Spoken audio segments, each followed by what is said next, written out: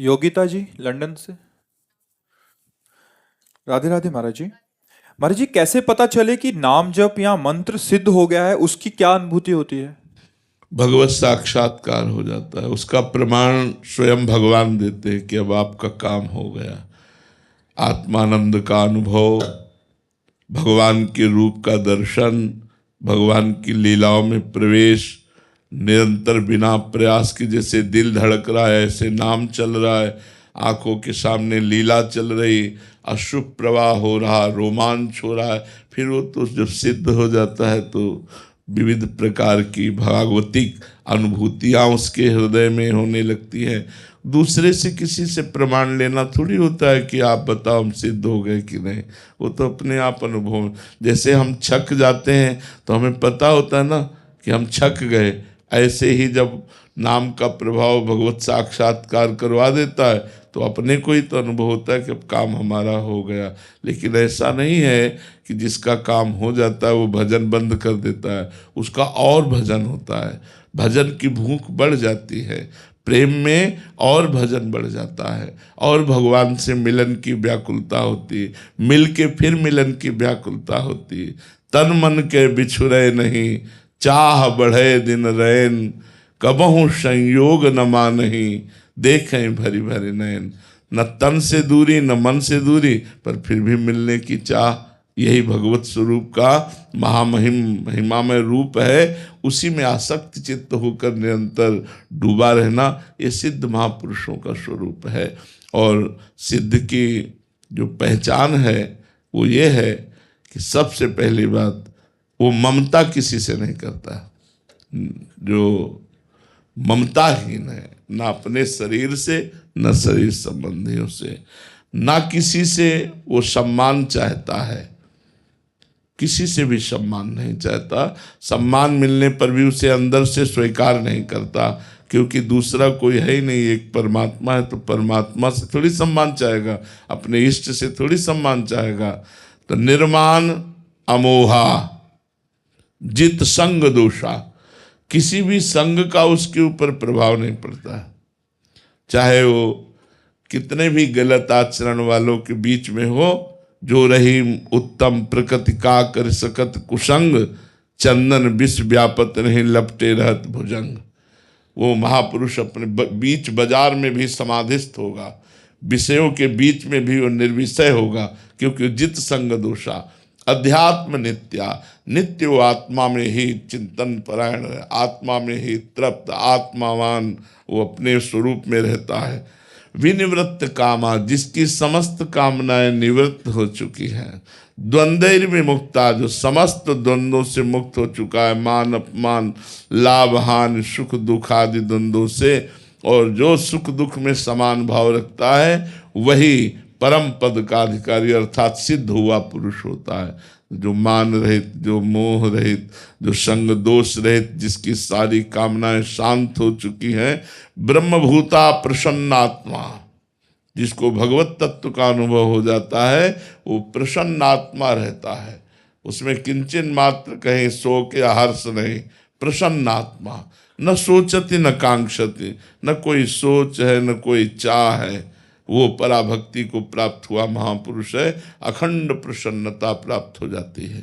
महाराज जी, हम संसार में ऐसा समझा जाता है कि सिद्ध वो है जैसे हवा में उड़ रहा है, पानी पे चल रहा है। इन सिद्धियों का त्याग करने के बाद ही ये सिद्धि प्राप्त होती है। गोस्वामी तुलसीदास जी ने लिखा है कि जब साधक की साधना बढ़ती है तो ये लौकिक सिद्धियां हैं, माया जनित सिद्धियां हैं। ये माया में ही तो उड़ रहा है, माया में ही तो सारा दृश्य है, तो माया को थोड़ी पार कर पाया है, माया के अंतर्गत है। तो रिद्धि सिद्धि पेरह बहुआई, बुद्धि लोभ दिखावे भाई, होए बुद्धि जो परम सयानी, तिन तन चितई न अनहित जानी। ये जितनी सिद्धियां हैं ये हमारा अनहित कर देंगी, हमारा बुरा कर देंगी, ये हमें भगवान से नहीं मिलने देंगी। इसीलिए जो भगवत प्रेमी जन होते हैं, इन बुद्धिमान जन होते हैं, वो इन सिद्धियों को स्वीकार नहीं करते। इन सिद्धियों से हटकर दैन्य होकर भगवान के चरणों को प्राप्त करते हैं।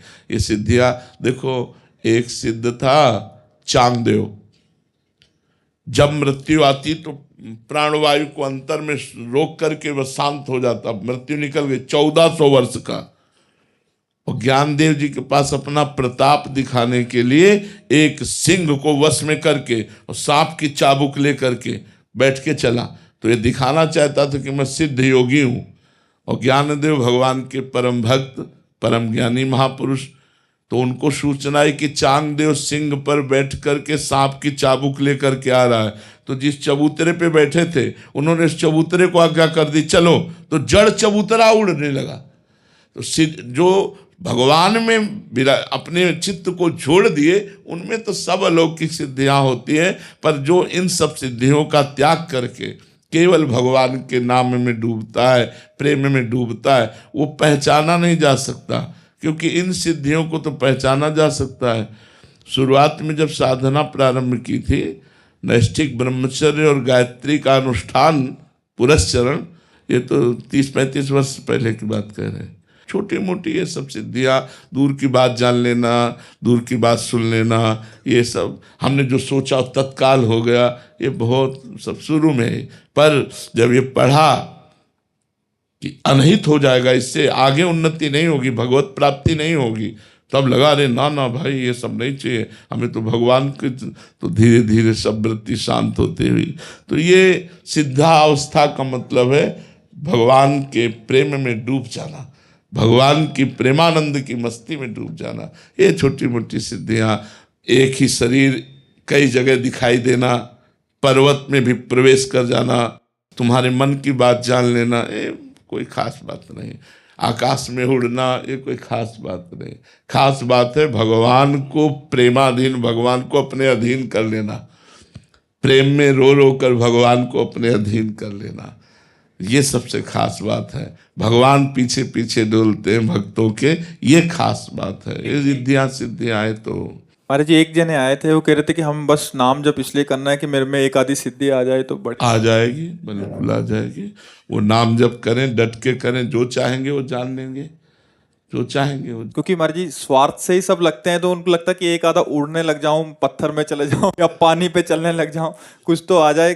बड़े बड़े अपराध बन जाते हैं अगर सुलझा हुआ सिद्ध ना हो, तो अपराध बन जाते हैं। एक सरल संत नाव में अपने शिष्यों के साथ बैठकर गंगा जी पार कर रहे थे, तो एक नौजवान जो योग के द्वारा सिद्धि प्राप्त किए थे जल स्तंभन की, तो गंगा जी के जल को स्तंभित कर दिया और खड़ाऊ पैर कर जा रहे थे।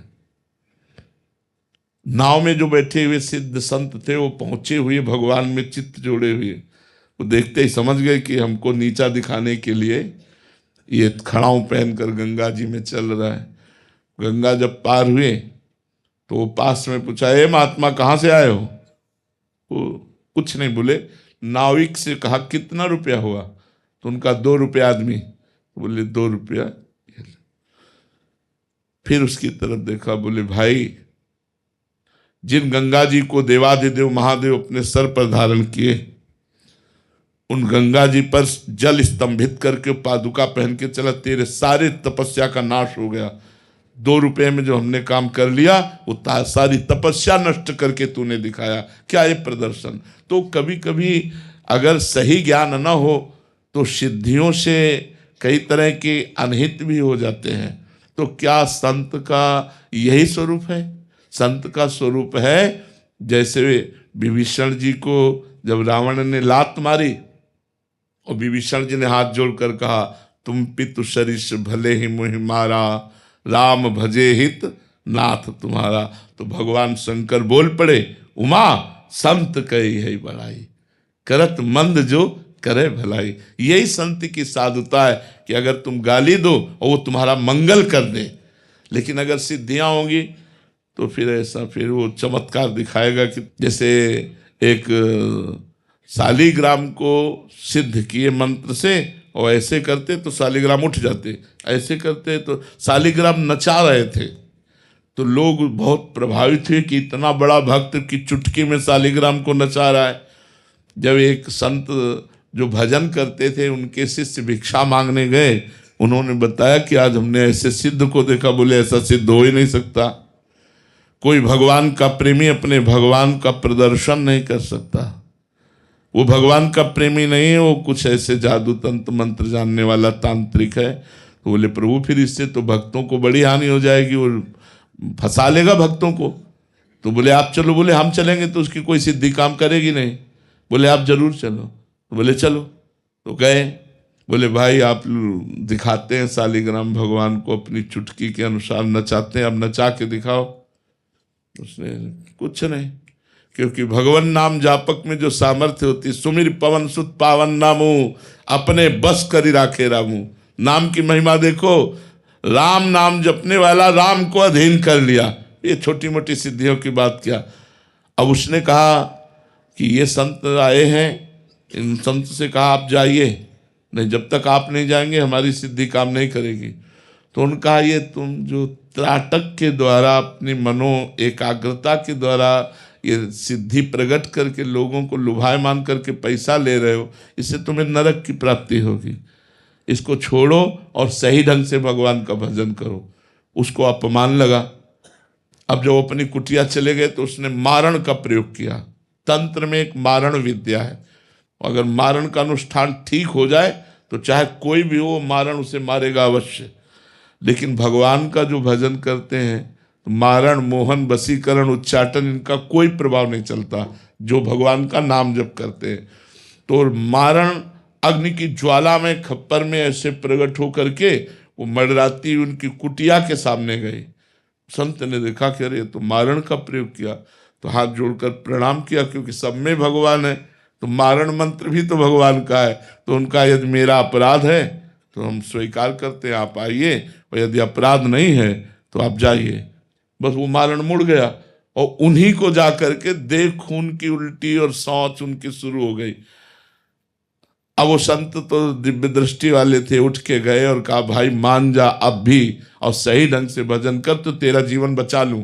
तो बोले त्राहिमाम बचा लो। तो छोटी मोटी सिद्धियां, छोटी मोटी बातें ये भगवान के भजन में विघ्न है। इसलिए सच्चे भजन करने वाले ये सब स्वीकार नहीं करते। सच्ची सिद्धि है आंखों में आंसू, रोमांच, गदगद कंठ और भगवान के प्रेम में डूबा, ये सबसे दुर्लभ सिद्धि है। और इसी से आवागमन से मोक्ष होता है, इन सिद्धियों से मोक्ष नहीं होता। मोक्ष प्राप्ति करने वाला इन सिद्धियों का आदर नहीं करता, प्रेम प्राप्ति करने वाला इन सिद्धियों का आदर नहीं करता।